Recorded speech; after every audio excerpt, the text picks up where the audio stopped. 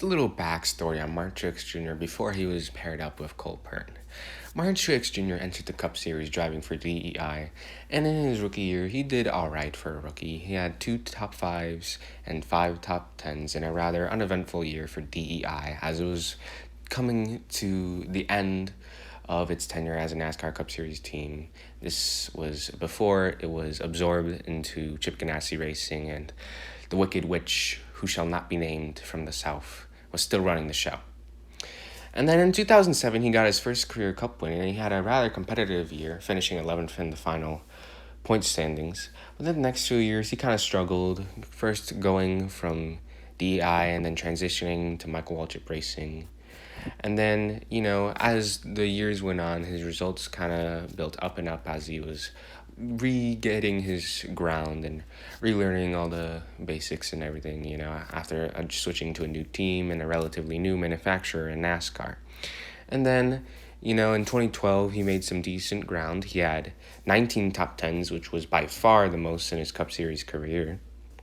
And he had 7 top 5s as well, which tied his previous best in 2007. But he didn't get a win this year, although there was a lot of missed opportunities, if you may remember, where Martin Truex Jr. had a good car and had a car capable of winning, but he just couldn't close out the deal, much like Kyle Larson or Chase Elliott before they really hit their stride in the Cup Series. And then in 2013, Martin Truex Jr. got his win at Sonoma. He had a pretty good year once again, but this year is really just marked by the whole Spingate scandal. And after that, Martin Truex Jr. was kicked out of his ride because Napa pulled their sponsorship from Martin Truex Jr. And fun fact, that's the reason why Chase Elliott is probably in a Cup Series ride today, because... And nowadays, it might be strange to think of Martin Truex Jr. as not being a top 5 driver in the series right now, or not being a weekly threat to win. But in 2014, this was a reality. He had an awful year, an absolutely awful year. He only had 1 top 5, 5 top 10s. He led a single lap, the absolute worst amount of laps led in his entire full-time Cup Series career. And his average finish was about 20. And this was by far probably one of his worst years in the Cup Series up to that point. You could argue 2009 was worse, but 2014 was just an absolute train wreck. And Truex was also dealing with his girlfriend, Sherry Pollex. She was dealing with cancer and stuff, so obviously that must have had a mental effect on Martin Truex Jr. I know that if my significant other was fighting for her life, it would definitely affect my driving, because I wouldn't be able to get that out of my head. So, in a way, there's a sort of excuse for Martin Truex Jr. to not be doing as well in this year, but he still it was an absolutely horrible year that one I'm sure he would like to forget. And the year before that, Kurt Busch actually made the chase, and he had a few close calls with winning. But Kurt Busch, to me, he's always a guy that elevates the equipment he's in, and he overdrives it. And he just brings it to places where it really shouldn't be. Like in 2012, where he ran top 5 at Sonoma and almost won with a backmarker team. And although Martin Truex Jr. is certainly good, he had a subpar crew chief. He was dealing with his girlfriend fighting for her life. And overall, Furniture Road Racing just wasn't as fast this year. And it was just an absolutely awful year. But then a godsend came, and Pearn joined Martin Truex Jr. for 2015. In 2015, Martin Truex Jr. had a single win at Pocono, 8 top 5s, and 22 top 10s with an average finish of 12.2. He only had 2 DNFs all year, and he also only finished outside of the top 26 times throughout an entire 36-race season. And he managed to finish 4th in the points and make it to the championship 4. And although that was helped by guys like Joey Logano, Dale Earnhardt, and Jimmy Johnson, they got unlucky throughout the chase, especially Joey Logano after feuding with Matt Kenseth. Also, Matt Kenseth, another guy who kind of got screwed out of being a title threat. Martin Truex Jr., when it mattered most, he still managed to point his way in. He was very consistent throughout all of the year, and the year prior, he finished 24th in the points, so he managed to make up 20 spots in just a single year in the final championship standings. And also, Martin Truex Jr. looked like a very good driver like Cole Pearn really just unlocked his potential, even with just having an RCR alliance.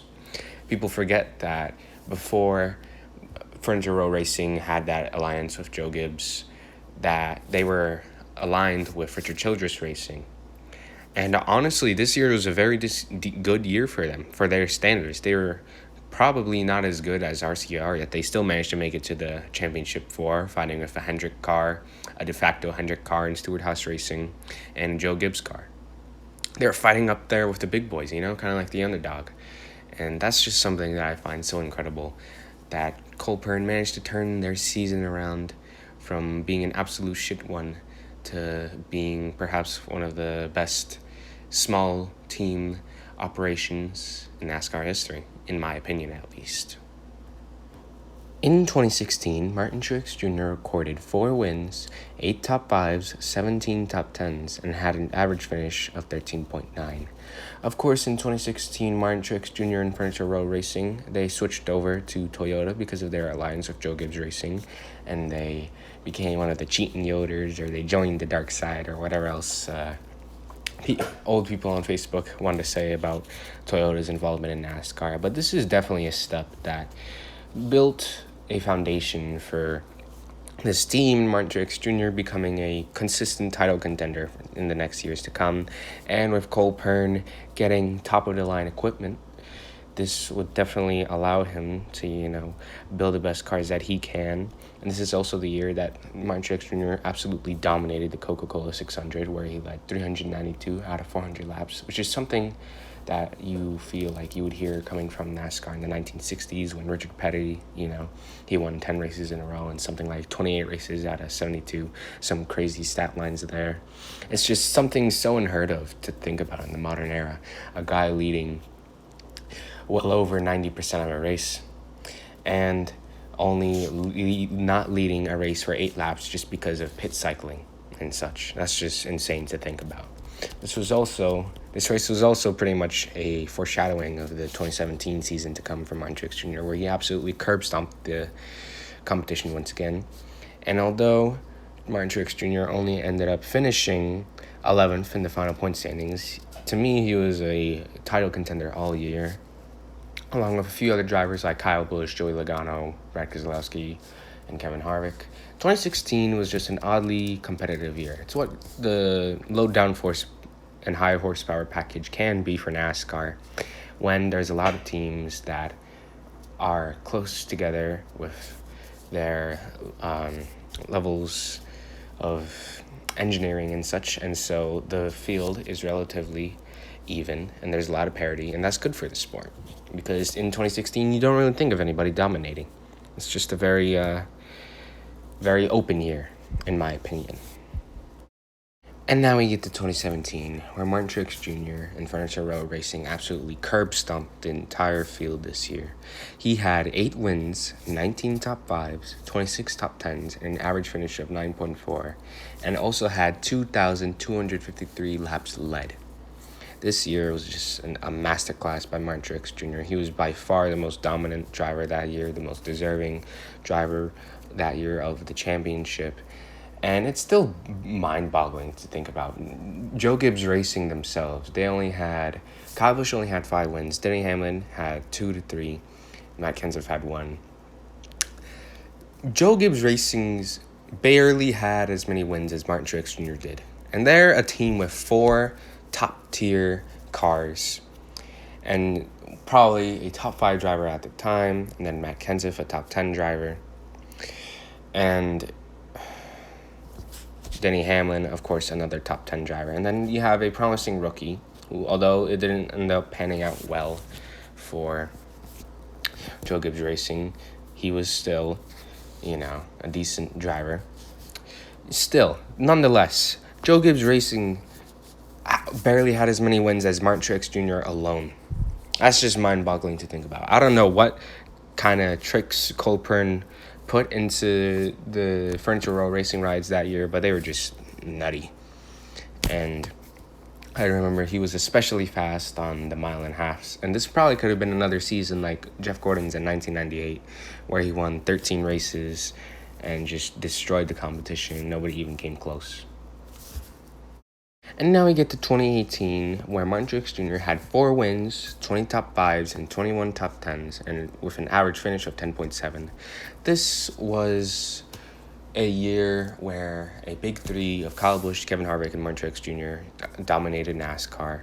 And safe to say, Martin Truex Jr. was definitely the worst out of this big three, although he did have probably the worst luck, losing a lot of wins, like at Daytona in the summer, at the Roval. Where else did he lose wins? Probably at the Glen if he didn't run out of gas on the last lap. Martin Truex Jr. still managed to win 4 times, which is by no means a bad season. But if you compare it to Kyle Busch and Kevin Harvick, who both won 8 races, it pales a bit in comparison. Nonetheless, Martin Truex Jr. was part of an elite class of the field this year, and he probably would have finished at least 3rd or 4th best. It depends on how this full season points would have played out with Joey Logano, really heating up in the playoffs. And then we get to 2019, the last year of Martin Truex Jr. being paired with Cole Pearn as his crew chief. In 2019, Martin Truex Jr. got 7 wins, 15 top 5s, 24 top 10s, and an average finish of 9.8.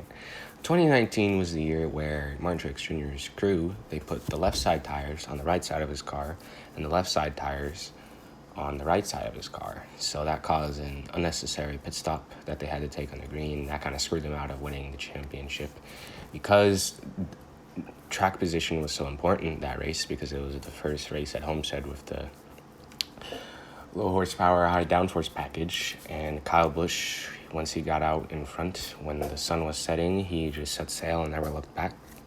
And I remember Denny Hamlin also had a piece of tape on his grill that was like the size of my forearm, and that ended up almost overheating his car. So although Joe Gibbs Racing had 3 cars in the Final Four that year, only one of them was pretty competitive after the halfway point of the race, because Martin Truex Jr. and Denny Hamlin's crews both just pulled some of the absolute most boneheaded moves I've ever seen in racing. But yeah, nonetheless, this was a pretty close year. It went from Kyle Busch dominating the first third of the year to his teammates and the rest of the field catching up after that. But Kyle Busch still managed to come up clutch when it mattered most, although Martin Truex Jr. probably was the closest to catching Kyle Busch, if not for his tire snafu. And yeah, it was still a very good year for him. Probably either the 2nd or 3rd best year with Cole Pearn, right after 2017, of course, because that year was just absolutely nuts, and they probably could have had a Jeff Gordon-like year if they just had more luck. You can think of races like at Richmond, or probably a lot of other races that, they just kind of got screwed out of somehow, even though they were still insanely fast week in, week out. And now I'll read you off some stats that I compiled over Martin Truex Jr.'s career. In the 9 seasons before Martin Truex Jr. was paired up with Cole Pearn, he averaged about 0.2 wins a year, 4 top 5s a year, 10 top 10s a year, averaged about 210 laps led per year, and average championship standings was 18. And he made the chase, I believe, 2 times, in 2007 and 2012. I may be wrong. And he had an average finish of 17.9. Now, with Cole Pearn, he averaged 5 wins a year, 14 top 5s a year, 22 top 10s a year, 1,403 laps led per year, an average championship standing of 4, with 4 out of 5 Final Fours made in their years together, with an average finish of 11.2. And I really want you to pay attention to this stat. Before being paired up with Cole Pearn, Martin Truex Jr. had 2 wins. And after he had his final season with Cole Pearn, he had 26 wins. He had 24 wins throughout a 5-year span. And people wonder why people hate Martin Truex Jr. because he was just so dominant in a 5-year span, So yeah, I hope you guys enjoyed my little deep dive into just how good Cole Pearn made Martin Truex Jr. And his current crew chief, James Small, he certainly isn't the same level of mad scientist, but, this year so far, they might have something cooking for Kyle Larson and the Hendrick camp. So yeah, I hope you guys enjoyed my video, and I'll see you guys next time.